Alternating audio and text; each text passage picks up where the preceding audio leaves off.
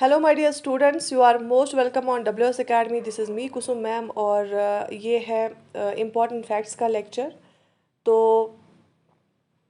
इसमें आज जो हमने फैक्ट्स लाए हैं वो पहले हिस्ट्री से, उसके बाद जियोग्राफी से और एनोमेटिकोलॉजी से, सिक्योरिटी से, आर्ट एंड कल्चर से हमने लिया है। तो चलिए स्टार्ट करते हैं।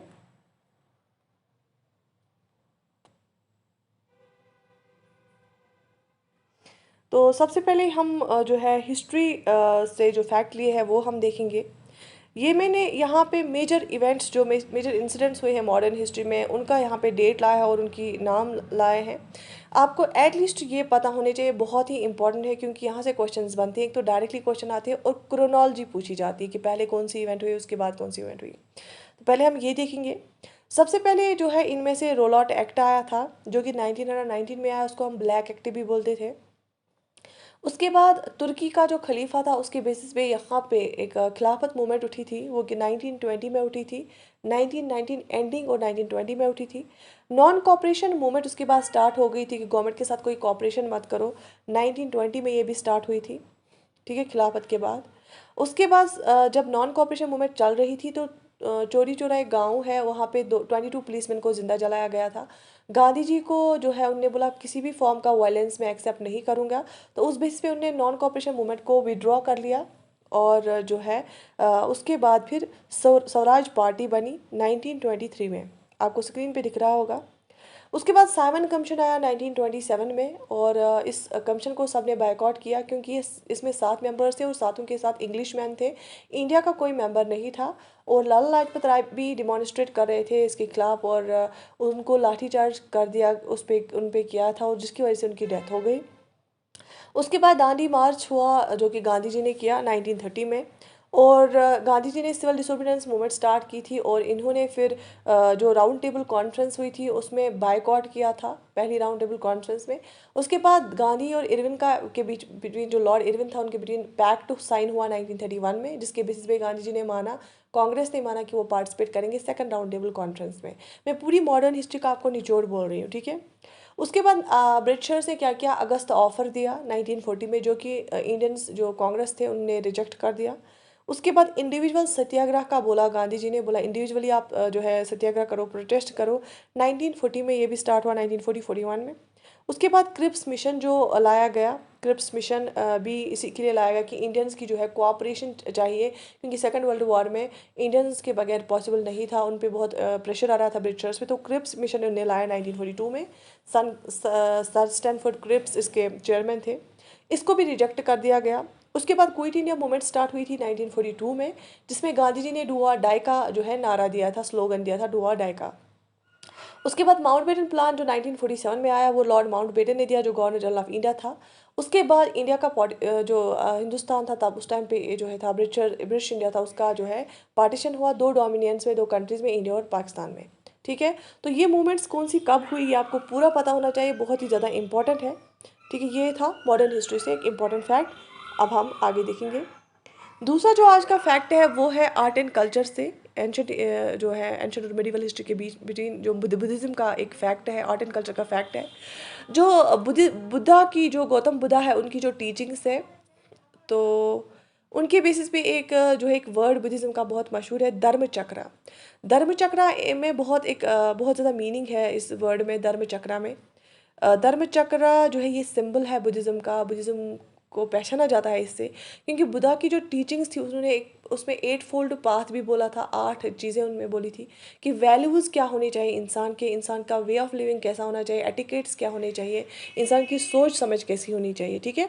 उसमें कुछ वैल्यूज़ जो इंपॉर्टेंट वैल्यूज़ है वो है, सबसे पहले मैं जूम करूँगी इसको। धर्म चक्र जो है उसमें सबसे पहले आता है राइट लिवलीहुड, ठीक है। तो अगर आप कोई काम काज करते हो वो सही काम काज करो, ढंग का करो, जिससे किसी को हार्म ना हो। राइट व्यू, हर एक का राइट व्यू रखो, हर एक चीज़ का राइट एफर्ट डालो उसमें, राइट कॉन्सेंट्रेशन के साथ, राइट इंटेंशन रखो हर एक चीज़ का, राइट माइंडफुलनेस रखो, राइट एक्शन करो और राइट स्पीच बोलो भी सही। तो जब आप सही चीज़ें करोगे, सही सोचोगे, सही बोलोगे, सही देखोगे, सही नज़रिए से देखोगे और अच्छे काम करोगे, तब आपकी ज़िंदगी भी बहुत आसान हो जाएगी। तो ये 8 फोल्ड पाथ जो बुद्धा ने टीचिंग्स थी वो धर्म चक्र में रखी गई है और उसकी एक सिंबल है बुद्धिज़्म का जो बहुत हाईली मीनिंगफुल है और इंपॉर्टेंट वैल्यूज़ को डिनोट करता है। Right livelihood, right view, right effort, right concentration, right intention, right mindfulness, right action, right speech.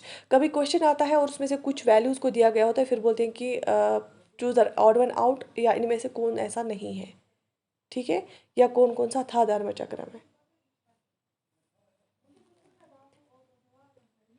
ठीक है। तो उसके बाद एक और जो है ज्योग्राफी का है एक important fact, that is Khardungla pass. Khardungla pass जो है आपको पता होना चाहिए कहाँ पे है। बेसिकली जो माउंटेन रेंजेस होती है ना, large range of mountains, long range of mountains होते हैं, उनके बिटवीन छोटे छोटे पासेस होते हैं, मतलब रास्ता बनाया होता है, रास्ता होता है, जो कट्स होते हैं उनके बिटवीन, उस रास्ते से आर पार जा सकते हैं। अदरवाइज माउंटेन को हम ऊपर चढ़ के फिर नीचे से वो जाना बहुत मुश्किल है, फिर एक दूसरी जगह से दूसरी जगह जाना। लेकिन कहीं कहीं पे पासेस है जिसकी वजह से रास्ता पॉसिबल हुआ है, और पहले ज़माने में भी लोग वहाँ से आते थे। तो पासेस डिफरेंट पासेस है वहाँ पे, उनका डिफरेंट नाम भी है, जैसे खारदुंगला पास। खारदुंगला पास लद्दाख में है, जो यूनियन टेरिटरी ऑफ लद्दाख है वहाँ पे है। लद्दाख रेंज ऑफ माउंटेन जो है, लद्दाख रेंज है लेह के नज़दीक, वहाँ पे खारदुंगला पास है, ठीक है। तो आपको पता होना चाहिए। जो श्योक और नुब्रा वैली का आपने नाम सुना होगा, खारदुंगला पास गेटवे है to Shyok and Nubra valley. आपको खारदुंगला पास से ही जाना पड़ता है जब आप श्योक वैली में जाते हो या नुब्रा वैली में, ठीक है। तो Khardungla pass is in union territory of Ladakh and it is near situated near Leh in Ladakh range of mountains, ठीक है, लद्दाख रेंज, ठीक है। उसके बाद एक और जो है एनवायरमेंट इकोलॉजी से फैक्ट हमने लाया है। माइक्रोप्लास्टिक्स का नाम आपने सुना होगा, मैंने यहाँ पे इमेज भी रखी है कि कैसे फूड चेन में माइक्रोप्लास्टिक्स जाते हैं। जैसे पहले माइक्रोप्लास्टिक्स हमारे एनवायरमेंट में आ जाते हैं, फिर वो पानी में चले जाती है, फिर उनको फिश डाइजेस्ट करती है, एनिमल्स फिश खाते हैं, और फिर या बर्ड्स उठाते हैं उसको, ठीक है। तो पूरे जो है फूड चेन में फैल जाता है और हमारा एनवायरमेंट भी कंटेमिनेट हो जाता है और ह्यूमंस की हेल्थ पे भी बुरा असर पड़ता है। ये न्यूज़ में क्यों था माइक्रोप्लास्टिक्स बहुत इस बार, हमेशा न्यूज़ में रहता है, लेकिन इस बार इसलिए था क्योंकि अंटार्कटिका हमारा जो एक कॉन्टिनेंट है, वहाँ पे जो फ्रेशली स्नोफॉल हुई थी, फ्रेश स्नोफॉल हुई थी, वहाँ पे उस फ्रेश स्नोफॉल में माइक्रोप्लास्टिक्स पाया गया। अंटार्कटिका की फ्रेश स्नोफॉल में माइक्रोप्लास्टिक्स पाया गया। और ये माइक्रोप्लास्टिक्स क्या है? माइक्रोप्लास्टिक्स सिंपली प्लास्टिक ही होता है, जो कूड़ा करकट वाला प्लास्टिक जो होता है, लेकिन इसके जो पार्टिकल्स होते हैं ना, बहुत छोटे होते हैं, लेस देन 5 mm होते हैं, लेस देन 5 mm होते हैं वो पार्टिकल्स। और वो पार्टिकल्स देखो अब डेंजरस क्या है, अगर बड़े बड़े पीसेज ऑफ प्लास्टिक्स होंगे तो पड़े रहेंगे वहीं पे, कोई एनिमल उनको नहीं खाएगा, इंसान नहीं खाएंगे। लेकिन जब ये छोटे छोटे बीड्स जैसे होते हैं ना, तो फिश खा सकती है आराम से, एक्वेटिक एनिमल्स खा सकते हैं, और इंसान जब उनको कंज्यूम करेगा, एनिमल उनको कंज्यूम करेगा, तो ये इंसानों में भी आ जाता है, एनिमल्स में भी चला जाता है, पूरी फूड चेन में चला जाता है, जिसके बहुत गलत असरात है। तो माइक्रो प्लास्टिक से टाइनी प्लास्टिक होते हैं, जो स्मॉल बीड्स लाइक होते हैं, जो less than 5 mm, less than 5 mm होते हैं लेंथ में। ये जो एक राइस का दाना होता है ना, जो चावल का दाना होता है, उससे भी छोटा होता है माइक्रोप्लास्टिक्स, ठीक है। तो माइक्रोप्लास्टिक्स की वजह से बहुत कंटेमिनेशन हुआ है, पानी में भी, ज़मीन में भी, सॉइल में भी, ठीक है, और पूरी फूड चेन में भी। तो इसलिए माइक्रोप्लास्टिक्स पे बैन भी आया था। इसके बाद जो न्यूज़ में था एनआईए आपने बहुत बार न्यूज़ में सुना होगा। एनआईए की फुल फॉर्म क्या है? एनआईए की फुल फॉर्म है नेशनल इन्वेस्टिगेशन एजेंसी।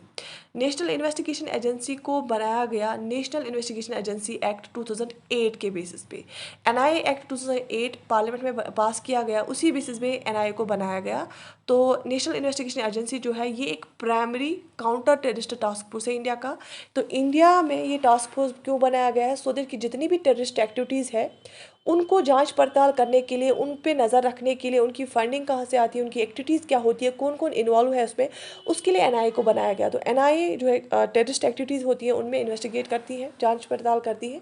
तो it's a primary counter terrorist task force India का है। और होम मिनिस्ट्री ने उनको इजाज़त दी है कि उनको जब भी किसी भी इंसान को, किसी भी सिटीज़न ऑफ इंडिया को एनआईए के रिलेटेड पूछताछ करनी होती है, उस टाइम उसको उस सिटीज़न के स्टेट को, गवर्नमेंट को इजाज़त नहीं मांगनी पड़ती है। जैसे सीबीआई में स्टेट गवर्नमेंट से इजाज़त लेनी पड़ती है, परमिशन लेना पड़ता है, लेकिन एनआईए में ऐसा नहीं है। होम मिनिस्ट्री इसको इजाज़त देता है कि किसी भी स्टेट के किसी भी बाशिंदे से आप पूछताछ कर सकते हैं, इन्वेस्टिगेट कर सकते हैं टेररिस्ट एक्टिविटीज़ के बारे में, ठीक है, रिलेटेड। क्योंकि इंडिया की जो यूनिटी, सॉवरेनिटी, सिक्योरिटी को बरकरार रखने के लिए ये जो है ये ऑर्गेनाइजेशंस बनाई गई है, ये टास्क फोर्स बनाया गया है, क्योंकि ये एक सेंट्रल एजेंसी बनाई गई है, जो कि बिल्कुल आपने देखा होगा कि कैसे जम्मू एंड कश्मीर में भी एनआईए ने बहुत सारे छापे मारे, बहुत सारे जो इंडिविजुअल्स हैं उनको एनआईए के अंडर कस्टडी में लिया गया और एनआईए ने उनसे इन्वेस्टिगेट की। और स्पेशली स्टोन पेल्टिंग केस पे भी बहुत बार एनआईए ने जो है उसको पूरी तरह से जांच पड़ताल किया।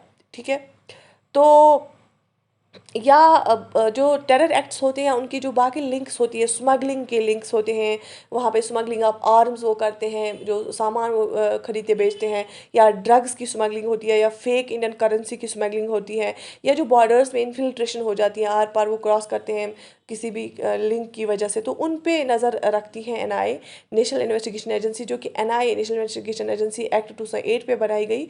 ये एक primary counter terrorist task force है इंडिया का, और इसका लोगो भी इसमें दिया गया है, इमेज में आप देख सकते हो। ठीक है, इसका जो एनआईए का जो हेडक्वार्टर है वो दिल्ली में है, न्यू दिल्ली में जो है हेडक्वार्टर है एनआईए का।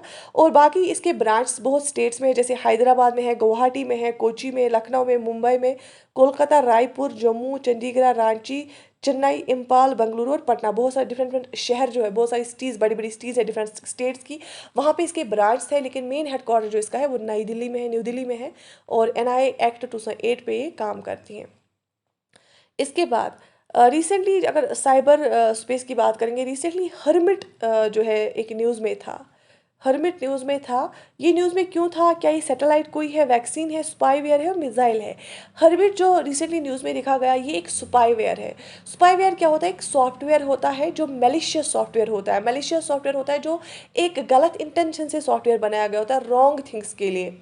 ये स्पाईवेयर जो होता है ये हैकर्स यूजुअली यूज़ करते हैं। ये एक मेलिशियस सॉफ्टवेयर होता है जो कि दूसरे के कंप्यूटर में जाके उस के कंप्यूटर की सेंसिटिव इन्फॉर्मेशन को स्टील करता है, चोरी करता है, उसको पता चले बगैर ही। ठीक है, तो हैकर्स इसको यूज़ करते हैं, ये दूसरे के कंप्यूटर में, दूसरे की सिस्टम में, दूसरे के लैपटॉप पे, पैड्स पे या फ़ोन में जाके क्या करते हैं, सेंसिटिव इन्फॉर्मेशन को स्टील करते हैं, बैंकिंग इन्फॉर्मेशन को, पासवर्ड्स को, या इंटरनेट हिस्ट्री को, सेंसिटिव इन्फॉर्मेशन स्टील करके ये हैकर को बेचती है, या जिस सोर्स से आया है वहाँ पे बेचती है। और उससे क्या हो जाता है, साइबर अटैक्स का ज़्यादा खतरा है, क्योंकि आजकल इन्फॉर्मेशन टेक्नोलॉजी का दौर है और हमारी इन्फॉर्मेशन ज़्यादातर ऑनलाइन रहती है, चाहे ऑनलाइन बैंकिंग हो, ई बैंकिंग हो, एम पेज हो, बाकी अकाउंट्स हो, जो हमारे बहुत सारे अकाउंट्स ऑनलाइन होते हैं। तो इस वजह से साइबर सिक्योरिटी की अवेयरनेस बहुत ज़्यादा होनी चाहिए सिटीजन्स में। रिसेंटली हर्मिट भी देखा गया, वो एक स्पाईवेयर है जो कि एक मैलिशियस सॉफ्टवेयर है। ठीक है, तो ये था इंफॉर्मेशन टेक्नोलॉजी से जो है एक इम्पॉर्टेंट फैक्ट। इसके बाद आईआर इंटरनेशनल रिलेशन का एक फैक्ट देखेंगे। एससीओ के नाम, एससीओ का नाम आपने सुना होगा। एससीओ को फाउंड किया गया 2001 में। एससीओ की फुल फॉर्म है Shanghai cooperation organisation. Shanghai China की एक सिटी है शंघाई, उसी का नाम है। जो ये ऑर्गेनाइजेशन है, ये शंघाई कोऑपरेशन ऑर्गेनाइजेशन इसको बोलते हैं। ये फाउंड किया गया 2001 में। तो जो एससीओ है इसको बोला जाता है ये काउंटर ऑर्गेनाइजेशन है नेटो की, वो आप छोड़ दो।